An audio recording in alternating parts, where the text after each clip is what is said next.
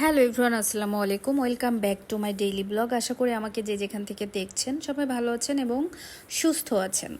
তো আজকে আমি ভাইরাল চা পাউরুটি বানিয়ে খেলাম। এটা নাকি রিসেন্ট ভাইরাল হয়েছে। দুবাই শেখের ফ্যামিলি নাকি এটা সকালবেলা না খেলে তাদের ভালোই লাগে না, কিন্তু বাঙালি ভাইরে ভাই পারেও বটে। মানে এইটা ছোটোবেলা থেকে আমরা যে খেয়ে বড় হয়েছি, কম বেশি যখনই মন চাই তখনই কিন্তু আমরা এগুলো খাই, অথচ তখন ট্রেন্ডিংয়ে আসে নাই, তখন এত ভাইরাল হয়নি।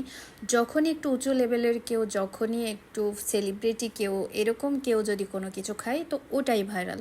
বাঙালি পারেও বটে। মানে যদি কেউ ঘাস পাতা লতা পাতা এগুলাও খাই, একটু উঁচু লেভেলের মানুষ বা একটু সেলিব্রিটি, ওটাকেই বাঙালি একদম উপর লেভেলে নিয়ে চলে যাবে। ইভেন কিছু ব্যবসায়ীরা তো ওটা নিয়ে বিজনেসও শুরু করবে, যে কাঁঠাল পাতা বা ঘাস পাতা বা এরকম স্কিনের জন্য এইটা সেইটা আমাদের কাছে অথেন্টিকটা পাবেন। বোঝেন মানে আমরা কোন জায়গায় বাস করি।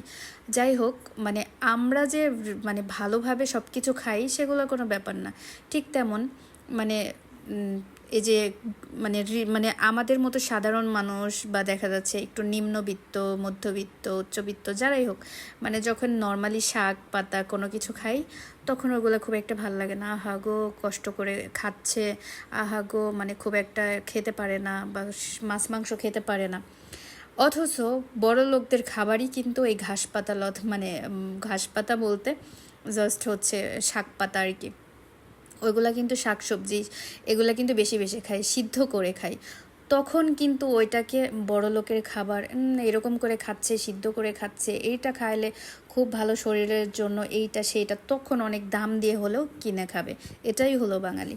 তো এই যে এই জিনিসগুলো, এগুলো তো আমরা আগে থেকেই খেয়ে আসছি এবং আমি এটা হচ্ছে সব সময় কম বেশি খাই, কিন্তু চায়ের ভিতরে ডুবিয়ে ডুবিয়ে আমি খাই। কারণ বেশি ভিজে গেলে ওটা আমার কাছে মজা লাগে না। কিছু ভিজবে কিছু ভিজবে না, এরকম থাকলে ওটার অরিজিনাল টেস্টটা পাওয়া যায়।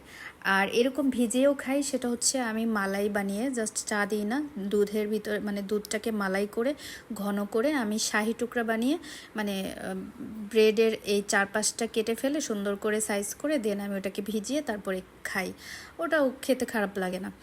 কিন্তু মানে বাঙালি কি বলবো, মানে এইটা খেয়ে বলছে খুব মজা, খুব এরকম দুবাই শেখের, আমরা এতদিন জানতাম না, এই নাই সেই নাই। কিন্তু এগুলো তো সত্যি না, কারণ আমরা তো রেগুলার খাই। শুধুমাত্র এটার মধ্যে ঢেলে দিলেই এটা ভাইরাল হয়ে যায়। মানে দেখতে ভালো লাগছে, কিন্তু খেতে কিন্তু আমার কাছে আহামরি অনেক মজা লাগছে। ব্যাপারটা সেটা না, অতিরিক্ত নরম হয়ে গেছে আমার কাছে, অ্যাভারেজ। কিন্তু আমরা যেটা খাই সেটাই কিন্তু বেস্ট। এবং এইভাবে আমরা খেয়ে আসছি, তখন কিন্তু ট্রেন্ডিং হয়নি। আবার এই যে পুরা পাউরুটি, এটা রিসেন্ট ভাইরাল হয়েছে, অথচ আমরা বাপদাদার সাথে আমরা কিন্তু চায়ের দোকানে আগে থেকে পোড়া পাউরুটিটা খেয়েছি। কম বেশি হয়তো আমার সাথে অনেকেই একমত হবেন, অনেকেই কিন্তু কম বেশি খেয়েছেন, আমি তো নিজেই খেয়েছি।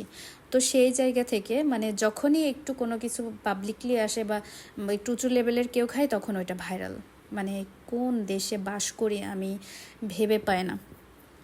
যাই হোক, তো আমরা হচ্ছে মানে বাঙালি এমন একটা জাতি যারা নিজেদেরকে ক্রেডিট দিতে পারি না, নিজেদেরকে রেসপেক্ট করতে পারি না, নিজেদের কোনো কাজের প্রশংসা করতে পারি না। কিন্তু অন্যরা মানে যাই করবে সেটা যদি ভুলও হয় সেটা সঠিক। মানে এটাই হলো বাঙালির ধর্ম, এটাই হলো বাঙালি।